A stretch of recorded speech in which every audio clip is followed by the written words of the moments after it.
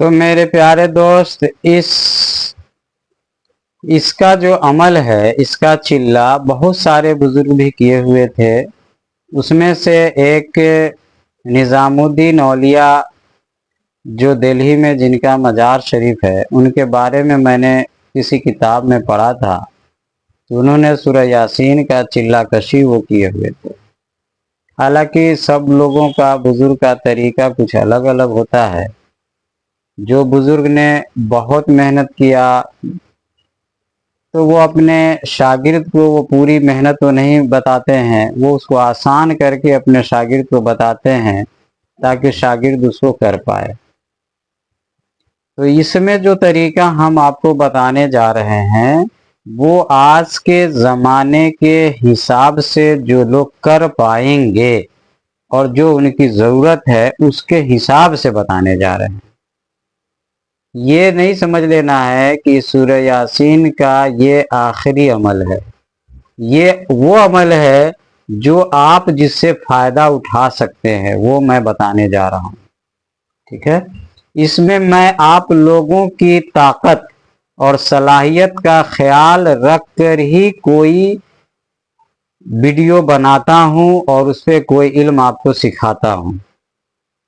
मेरे पास बहुत इल्म है, मगर उस इल्म में से जो आपके काम का है, जो आप कर सकते हैं, जो आप नहीं कर सकते हैं, मैं वो नहीं बताता हूँ, ना बताऊंगा। जो आप कर सकते हैं, आपका मतलब ये अगर आप नहीं किए तो कोई और भी कर सकता है? मतलब बहुत मुश्किल नहीं है। और जो बहुत मुश्किल है वो भी मैं बताऊंगा कभी, तो मैं उसका को आसान करके और उसको इस तरह से समझाऊंगा कि, और बताऊंगा तरीका कि वो मुश्किल भी आसान हो जाए। तो सूरह यासीन का जो ये अमल है, सबसे पहले तो ये समझिए कि इसका हम इस्तेमाल कहाँ करेंगे, किस चीज में करेंगे। तो पहली बात कि मर्ज, जब कोई इंसान को कोई बीमारी पकड़ लिया है और वो ठीक नहीं हो रहा है, बहुत इलाज करा रहा है डॉक्टरों से, बहुत चेकअप करा रहा है, मगर पता ही नहीं चल रहा है कि क्या बीमारी है। अगर पता चल भी गया तो इलाज करा रहे हैं मगर वो ठीक भी नहीं हो रहा है। तो इसका जो चिल्ला कशी किए होगा, जो अमल किए होगा, वो उस बीमारी को अल्लाह के हुक्म से ठीक करने की सलाहियत रखता है। वो बीमारी उसकी ठीक कर देगा, वो जो इसका आमिल होगा। तो एक तो ये हो गया कि बीमारी आप ठीक कर सकते हैं। दूसरा कि आपसी जो करीबी रिश्तेदार है, जैसे मियाँ बीवी है, माँ बाप है, बेटा बेटी है ना, तो इन लोगों में जो नाइतफाकी होती है, उस नाइतफाकी को दूर करके आपस में मोहब्बत कराई जा सकती है इस अमल से, इस तरकीब से। तीसरा कि कारोबार नहीं चल रहा है, जो काम कर रहे हैं फेल हो जा रहा है, नुकसान हो जा रहा है, समझ में नहीं आ रहा है कि क्या करे, मायूसी छा गई है जिंदगी में, तो इस अमल से इसमें भी फायदा लिया जाता है। और जो दुनियावी कोई परेशानी है, जैसे कि किसी ने फंसा दिया है मुकदमे के चक्कर में, झूठे तौर पे फंसा दिया है, कोई धमकी दे रहा है बेवजह, इस तरह की और भी जो कोई परेशानियां हैं, वो सब भी इस अमल से दूर की जाती हैं। जो इसका आमिल है वो आसानी से इन सब परेशानियों का हल निकाल देता है। तो इस तरह से, और जो इसका आमिल होता है उसकी दुआ अल्लाह की बारगाह में जल्दी कबूल हो जाती है। तो अगर आप आमिल बनना चाहते हैं तो बहुत अच्छा है, बनना चाहिए, बहुत मुश्किल नहीं है। औरत हो, मर्द हो, लड़का हो, लड़की हो, कोई भी हो इसका आमिल बन सकता है। अगर किसी ने आपको डरा दिया है कि अमल करने से कोई पागल हो जाता है, दिमाग ख़राब हो जाता है, तो देखिए, बिना उस्ताद के, बिना सोचे समझे, बिना किसी तरीके को जाने अगर आप करते हैं तो यकीनन तो साइड इफ़ेक्ट हर चीज़ का होता है। लेकिन अगर उस चीज का सही इल्म अगर आप हासिल कर लेते हैं और फिर आप उस पर चलते हैं, अमल करते हैं, तो फिर कोई नुकसान नहीं होगा। ये फार्मूला तो हर चीज में लागू होता है, चाहे वो दुनियादारी का कोई काम हो या दीनदारी का काम हो। तो इसलिए जरूरी नहीं कि अमल में ही लागू होता है, ये चीज दुनियादारी के भी और कामों में लागू होता है।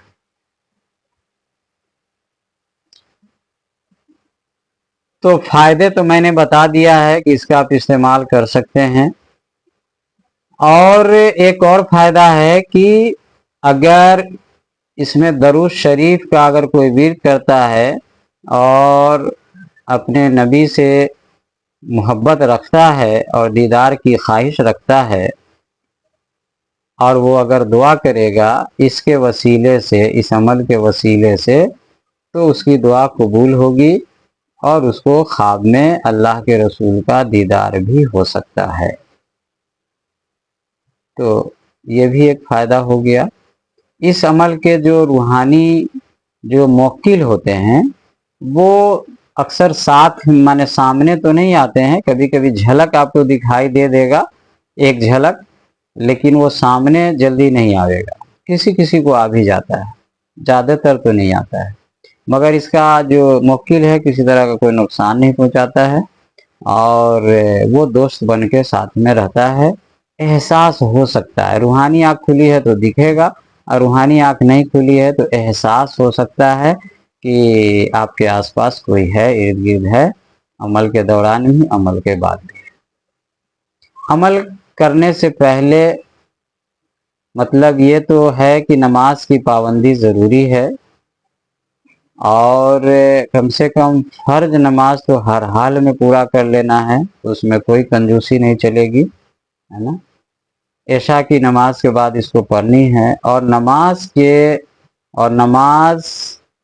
के बाद जो कुछ ख़ास तादाद में जो दरूद शरीफ है, कोई भी जो आपको पसंद हो सही दरूद शरीफ, वो कम से कम 11 बार 21 बार, बड़ी दरूद शरीफ है तो 11-21 बार, छोटी दरूद शरीफ है तो 100 बार, यानी कम से कम आप अगर 15 मिनट जिक्र करें दरूद शरीफ का तो और ज़्यादा बेहतर है।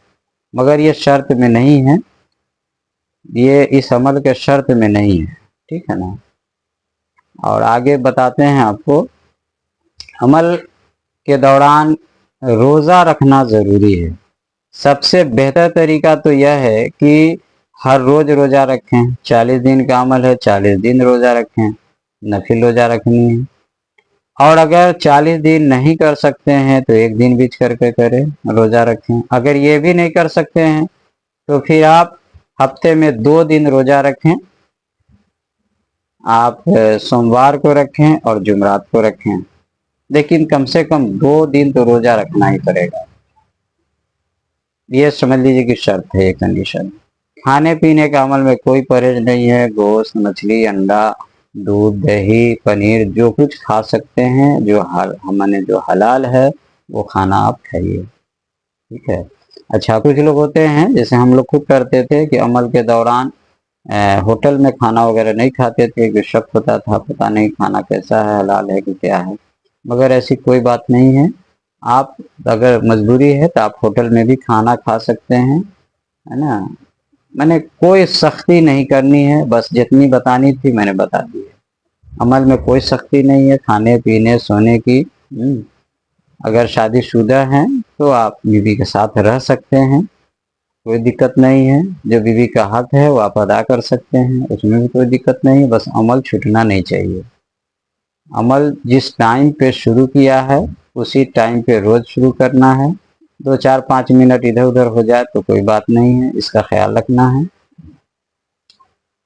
और अमल के दौरान कपड़े में खुशबू अच्छे तरीके से लगा लेनी है। आजकल तो रूम स्प्रे आता है, अगर आप अगरबत्ती जलाना थोड़ा मुश्किल होता है, गर्मी वगैरह है, पंखा चलता रहता है, तो आप रूम स्प्रे रख सकते हैं और अपने कपड़े को बेहतरीन खुशबू जो आपको पसंद हो उससे आप अच्छे तरीके से पढ़ाई के दौरान लगा लिया कीजिए। इतना तो ज़रूरी है। अब अमल पढ़ना कैसे है, देखिए, अमल बिस्मिल्लाहिर्रहमानिर्रहीम पढ़ने के बाद 1000 बार यासीन पढ़नी है। यासीन यासीन यासीन यासीन यासीन इस अंदाज में पढ़नी है कि साफ साफ आपको सुनाई दे।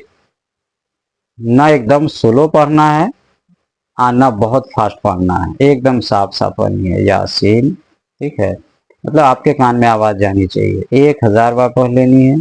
उसके बाद जो सूरह है यासीन के बाद वो शुरू करना है, पूरा खत्म तक एक बार पढ़ लेनी है। ठीक है, और कोई भी मीठी चीज जैसे कि खजूर हो गया, खजूर भी रख सकते हैं, एक गिलास शरबत भी रख सकते हैं, जो आपको पसंद हो वो चीज पास में रखेंगे सामने में। और जब पढ़ा हुआ हो जाए तो उस पे आप 7 बार फूंक मार लेना है इस तरह से, और उसको खा जाना है, खुद खा जाना है। बस ये तरीका है, इसको 40 दिन कर लेनी है। ठीक है, ये हो गया एक हिस्सा, इसका अमल का एक हिस्सा हो गया। अमल का दूसरा हिस्सा यह है, हाँ ये चीज है कि अब सवाल बहुत से लोगों को आता है कि अमल के पहले दरूद शरीफ पढ़ें या नहीं पढ़ें। ठीक है, इस अमल में दरूद शरीफ का कोई शर्त नहीं है, मगर जो भी दरूद शरीफ अगर आपको याद हो तो 3 बार या 5 बार या 7 बार या 11 बार, कोई भी अपने हिसाब से तादाद बना के आप पढ़ सकते हैं। ठीक है, अमल में कोई शर्त नहीं है दरूद शरीफ का, ये क्लियर मैंने कर दिया।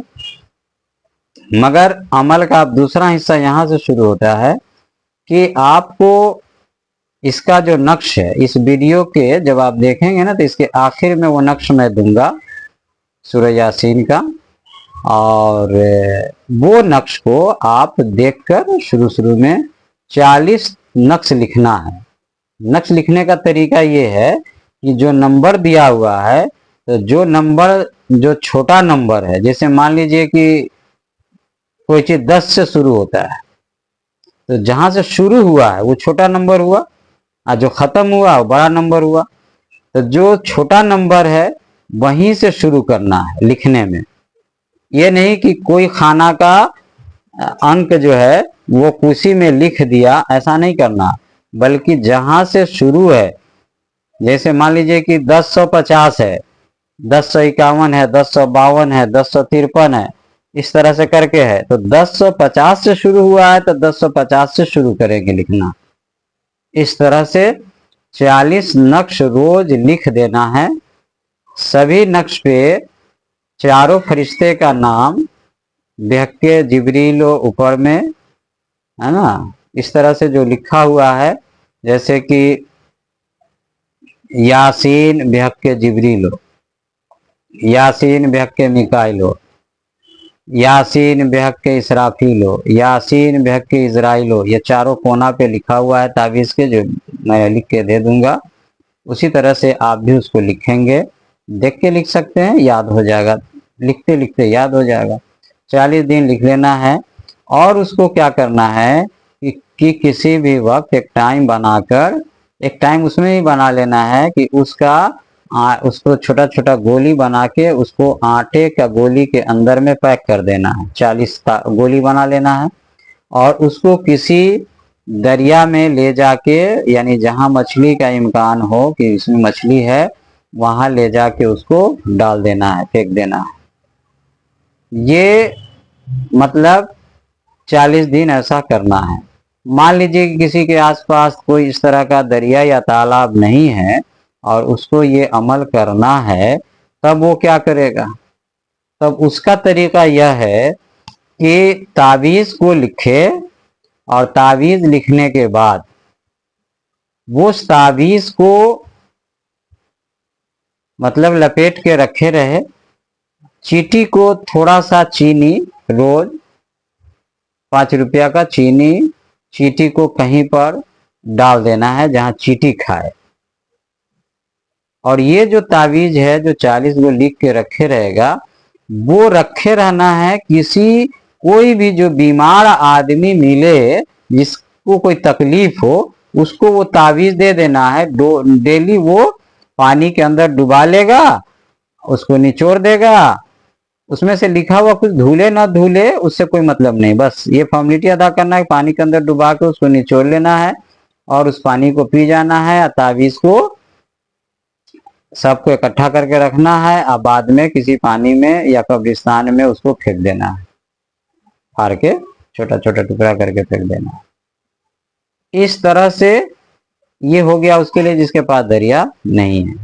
तो 40 तावीज रोज लिखना है, गोली में वो गोल बना के, आटा में के गोली में बना के दरिया में डालना है। और नहीं अगर मिला तो फिर उस तावीज को रखना है हिफाजत से और जरूरतमंदों को देते जाना। अभी नहीं कि डेली का डेली, अगर नहीं कोई वैसा आदमी मिला जिसको दिया जाए तो आप उसको आराम से सही सेफ जगह पे डब्बा उब्बा में करके उसको रखते जाइएगा, ठीक है।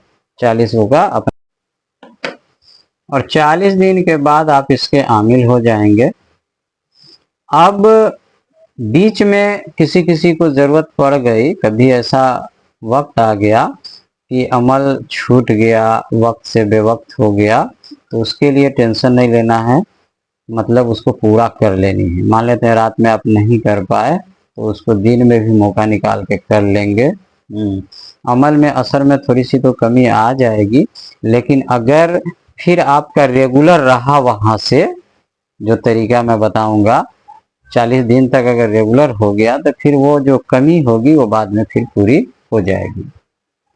अमल में कोई खतरा नहीं है, कोई परहेज नहीं है, कोई रजत साइड इफेक्ट का डर नहीं है। इसलिए बिल्कुल इत्मीनान से करे, हिम्मत से करे, और हर मोमिन को, हर मुसलमान को करना चाहिए अमल।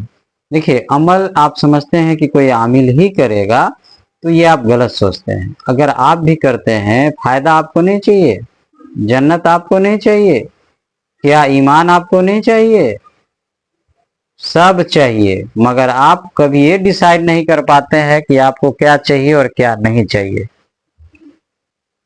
आप कभी गौर ही नहीं करते हैं। जन्नत किसको नहीं चाहिए? अगर आप रूहानी अमल करते हैं तो आपका अल्लाह ताला से अटैचमेंट बढ़ेगा, दिली लगाव बढ़ेगी, मोहब्बत बढ़ेगी। आप भी मोहब्बत अल्लाह से करेंगे, अल्लाह आपसे मोहब्बत करेंगे। जब वो रूहानी ताकत आपके पास आएगी, जब अपनी आंखों से देखेंगे, अपने कामों से उसको दूसरे को फील कराएंगे, खुद भी महसूस करेंगे, तो आपका ईमान भी बढ़ेगा और जिसको आप फील कराएंगे रूहानी एहसास का, रूहानी फवायद का, उसका भी ईमान बढ़ेगा। तो कभी आप गौर नहीं करते हैं कि इससे फायदा क्या हो सकता है? हर इंसान को यहाँ फायदे की सूरत में सिर्फ एक चीज दिखाई देती है, वो है पैसा। बच्चा स्कूल इसलिए जाता है कि वो स्कूल में पढ़े, कोई अच्छा जॉब करेगा, और जॉब करेगा तो उसको पैसा मिलेगा। सब काम के पीछे का मकसद पैसा है। अगर वो पैसा नहीं है तो फिर घुमा फिरा के पैसा है, मगर पैसा है। डायरेक्टली जहां पैसा नहीं हो, इनडायरेक्टली पैसा है, मगर है। अगर किसी को जमीन जायदाद से मोहब्बत है तो उसको कन्वर्ट कीजिए, पैसा आ जाएगा उसमें। पैसे से जमीन जायदाद भी आता है, जमीन जायदाद से पैसे बन जाता है। तो कभी गौर कीजिए, अकेले में कभी सोचिए कि क्या आप पैसा कमाने के लिए ही दुनिया में आए हैं? क्या ज्यादा से ज्यादा जमीन हासिल करना, अच्छा मकान बनाना, लोगों अच्छी गाड़ी पे चढ़ना, लोगों को दिखावा करना कि आप उससे ज्यादा बेहतर हैं, क्या इसीलिए आप दुनिया में आए हैं? अगर इसीलिए दुनिया में आए हैं तो आप सोचिए कि आपसे बड़े बड़े लोग, बादशाह लोग, जिनकी तूती बोलती थी, जिनकी चलती थी, जिनको लगता था कि वही सब कुछ है, आज उनका ठीक से नाम लेने वाला नहीं, उनसे कोई मोहब्बत करने वाला नहीं, उनसे कोई डरने वाला नहीं, उनकी नस्ल का था पता नहीं है कि कहां चला गया नस्ल। इसी तरह से जब इतने बड़े बड़े लोगों को दुनिया ने भुला दिया है, तो फिर हम और आप किस खेत के मूली हैं? हम और आप भी भुला दिए जाएंगे। इसलिए इस बात को सोचिए गौर कीजिए कि आप पैसा आपकी ज़रूरत है, मगर आप पैसे के लिए नहीं हैं, पैसा आपके लिए है, पैसे के लिए आप नहीं हैं। इस बात को गौर से समझिए, अपने ज़िंदगी का मकसद पहचानिए। कभी गौर कीजिए कि अल्लाह ने आपको दुनिया में क्यों भेजा है, असल कामयाबी किन चीज़ों में है। आज मुसलमान और काफिर सब एक ही सफ में खड़े हैं, एक ही चीज के में भाग दौड़ में लगे हैं। किसी तरह से ज्यादा पावर, ज्यादा से ज्यादा दौलत, ज्यादा से ज्यादा शोहरत हासिल कर लिया जाए, किसी भी तरीके से, चाहे वो गलत हो सही हो कुछ भी हो, मगर हासिल करना है। मगर वो समझता नहीं है कि हासिल क्यों करना है। यार कितना दिन तुमको दुनिया में रहना है, सो ना बताओ पहले। आज एक्सीडेंट कर जाओगे खत्म हो जाएगा, बीमारी हो जाएगी खत्म हो जाएगा, कुछ भी नहीं होगा तो बुरे तो ही जाना है तुमको। कमजोर हो जाओगे कहानी खत्म हो जाएगी, फिर वो सारा मेहनत तुम्हारा गया। अरे तो काम कुछ ऐसे भी करो, कभी सोचो नहीं कि क्या हकीकत में मरने के बाद जिंदगी है या नहीं है, क्या रूह रियल में है या नहीं है। अगर ये यकीन पैदा हो जाए, मानते हो मगर दिल से नहीं मानते हो, जिस दिन ये यकीन पैदा हो जाएगा दिल से, उस दिन इसको के खोज में निकल पड़ोगे, इसके लिए मेहनत करोगे, कुछ ना कुछ करोगे भाई। समझ में आ जाएगा कि असली जिंदगी क्या है। आज तो समझ ही में नहीं आ रहा है कि रूह है कहाँ, ये जिस्म के अंदर में है, बाहर में है भी कि नहीं है। सुनी सुनाई है, किताब में पढ़ लिया, लोगों से सुन लिया। इसीलिए तो काम ऐसा करते हैं ना, काम ही से पता चलता है कि दिल में मैं मानता नहीं हूं कि रूह है भी, मरने के बाद अल्लाह के पास भी जाना होगा। दिल से जो मानेगा उसका तौर तरीका दुनिया में चलने का अलग होगा। आज जो दिल से नहीं मानेगा, जबान से इकरार करेगा, उसका तौर तरीका अलग होगा। थोड़े तरीका से समझ में आ जाएगा कि कितना मानता है कितना नहीं मानता है। तो भाई इस बारे में भी गौर करो कि दुनिया में आमद हुई आपकी क्यों। ये सवाल पर लगाओ, कुछ वक्त लगाओ, इसको हासिल करो। इसका जवाब 2-4-10 पन्ने में हासिल करो, इसको तलाशो, खुद गौर फिक्र करो, कुछ लोगों से पूछो, किताबें पढ़ो, कहीं ना कहीं से इसका जवाब हासिल करो और फिर उस पर मेहनत करो।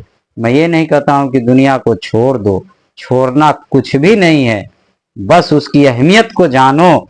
जो चीज जिस चीज के लिए बनी है उसको उसी काम में इस्तेमाल करो, और जितना उसकी अहमियत है उतना ही अहमियत दो। बस ये समझ में आ गई तो जिंदगी के बड़े सबक आप सीख गए। मगर ये समझ आनी चाहिए, सिर्फ मेरी बातों से नहीं, ये समझ जब आपके अंदर में आएगी तब आपके जीवन में, आपकी जिंदगी में परिवर्तन आएगा, बदलाव आएगा। तो चलिए, मैं कह रहा था कि आपको सूरह यासीन का अमल करना चाहिए, मौका निकालना चाहिए और जवानी में करना चाहिए। ठीक है, बुढ़ापा का या रिटायरमेंट का इंतजार नहीं करना चाहिए, क्योंकि उस वक्त बहुत सारी जिम्मेदारियां और परेशानियां भी सिर पे आ जाएंगी।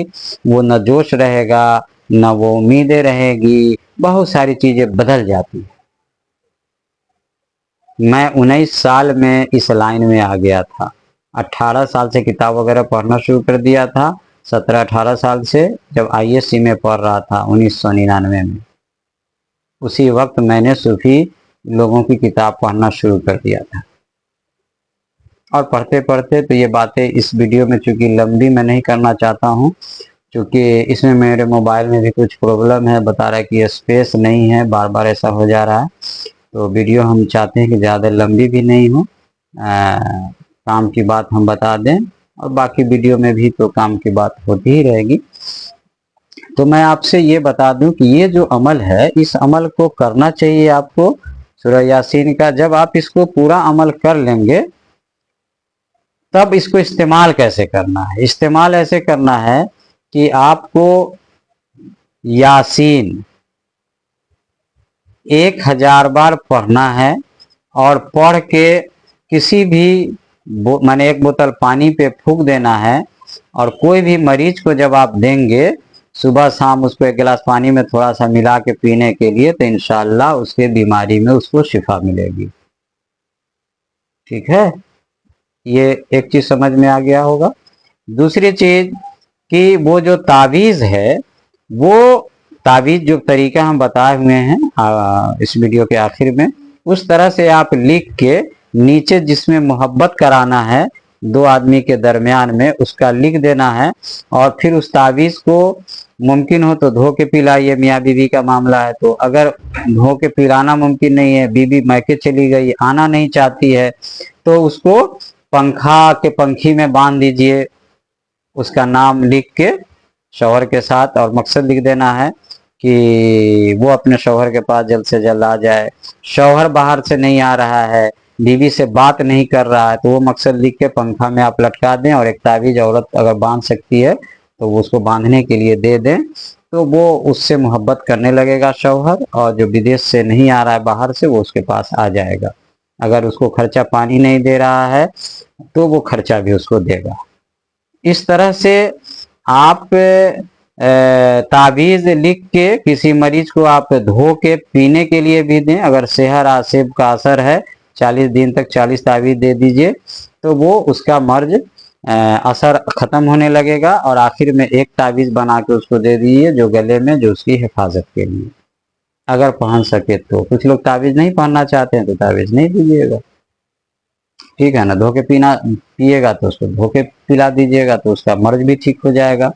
अगर किसी के दुकान में दिक्कत है, दुकान में बरकत नहीं हो रही है, तो पूरे यासीन 1000 बार पढ़ के और लोबान पे फूंक देना है, आधा किलो लोबान पे, और वो लोबान अपने दुकान में जलाना है, और एक धुआं देना है उसको सुबह शाम 2 टाइम, और एक तावीज उसके दुकान पे लटका देना है। वो तावीज जो भी नहीं कि खोल के रहेगा, उसको पैक करके तावीज की तरह बना के अंदर से लटका देना, और एक तावीज जो दुकानदार होगा, जो कारोबारी होगा, उसको दे देना है बाजू पे बांधने के लिए। और उस तावीज के नीचे में ये लिखना है मकसद कि क्या किस लिए तावीज दे रहे हैं, वो मकसद पूरा क्लियर देना है। वहां पे दुआ लिखनी है कि या अल्लाह फला के कारोबार में बरकत अता फरमा, रोजी में बरकत अता फरमा, दुआ करके लिख देना है उसमें। और यासीन 1000 बार पढ़ के जब भी तावीज बनाए, तो यासीन यासीन यासीन इस तरह से 1000 बार पढ़ के उस नक्श को, तावीज को 7 बार फूंक मारे, और तब तावीज को लपेटना है। ये तरीका है। इसमें लगभग हमने बता ही दिया है, भागा का भी हो ही गया है, और बाकी आप खुद अपना भी दिमाग इसमें लगा सकते हैं, कोई बहुत मुश्किल नहीं है। और इस तरह से इस सूरह यासीन के तावीज और नक्शे आप फायदा उठा सकते हैं, ठीक है। ये अमल कोई भी कर सकता है, इसके लिए बहुत ज़्यादा लंबे चौड़े शराइत की ज़रूरत नहीं है, डरने की भी ज़रूरत नहीं है। और मैं आपको बता दूं, जब तक मैं ज़िंदा हूं, मेरा कोई शागिर्द हो पूरे दुनिया में कहीं भी होगा, इंशाल्लाह मेरे कोई भी अमल बताए हुए से उसको साइड इफेक्ट नहीं होगा, नंबर 1। नंबर 2 कि उसके आगे का भी मेरे पास हल है कि कोई भी जिन शैतान अगर मेरे किसी शागिर्द को पकड़ लेता है, चपेट में ले लेता है, तो उस शैतान का समझिए कि नसीब खराब है। बस इतने से आप समझ लीजिए, चाहे वो 100 के तादाद में हो, चाहे 1000 के तादाद में हो। फिर वो जिंदगी भर या तो कत्ल हो जाएगा, या जिंदगी भर कैद होगा, उम्र भर कैद हो जाएगा। तो इसलिए डरने की कोई ज़रूरत नहीं है। और अगर मैं दुनिया से चला जाऊं, तब अगर आपको वीडियो हाथ लगे, तब भी जो मैं अमल बताया हूं उस अमल को कीजिएगा। उसके लिए ज़रूरी ये है कि आप मेरे पहले पूरे वीडियो को देख लीजिएगा, जितना वीडियो है अमल पर। उससे क्या फ़ायदा होगा कि कोई कोई बात ऐसा है कि इस वीडियो में नहीं है, उस वीडियो में है, तो उस वहां से आपको जानकारी इल्म मिल जाएगा। और फिर उसको बिना, अगर कामिल उस्ताद कभी नहीं मिले तो मेरा वीडियो काफ़ी होगा आपको कामिल बनाने के लिए, क्योंकि उस्ताद इतने काम करता है कि वो आपको तरीका बताता है। वो सारा तरीका हम आपको इसमें बता दिए हैं। हाँ, उस्ताद अपने पावर से जो कुछ आपके साथ करता है तो वो तो उस्ताद रहेगा और उस्ताद के पास पावर रहेगा तभी वो कर सकता है, दोनों चीज है। तो खैर अब मोबाइल का स्पेस भरने वाला है, तो इसीलिए आज की वीडियो में इतना ही। अपना ख्याल रखिए और मेहनत से पीछे नहीं हटिए और अमल कीजिए, है ना। ये ऐसा लाइन है, एक्स्ट्रा आप कुछ भी कर रहे हो, आप इंजीनियर हो, डॉक्टर हो, कुछ भी हो, स्टूडेंट हो, कुछ भी हो, मगर आपको अमल करना चाहिए, बस ये समझ लीजिए। क्योंकि इसके बेशुमार फायदे हैं, जिसमें से सबसे बड़ा फायदा यह है कि 3 फायदे तो आपको तुरंत हैं। दुनिया में अपना दूसरे का फायदा पहुंचाना, दूसरा कि आखिरत का फायदा, और तीसरा कि अल्लाह से आपको उनसियत और मोहब्बत हो जाती है। तो बदले में जाहिर है कि अल्लाह भी आपसे मोहब्बत करेगा। जब मोहब्बत करेगा तो जो दुनियावी आपका मकसद है, जो दुनियावी काम है, उसमें भी सहूलत पैदा होगी। चलिए, तो अल्लाह रब्बुल आलमीन हम सबको सही समझ अता फरमाए और अच्छा काम करने की तौफीक अता फरमाए।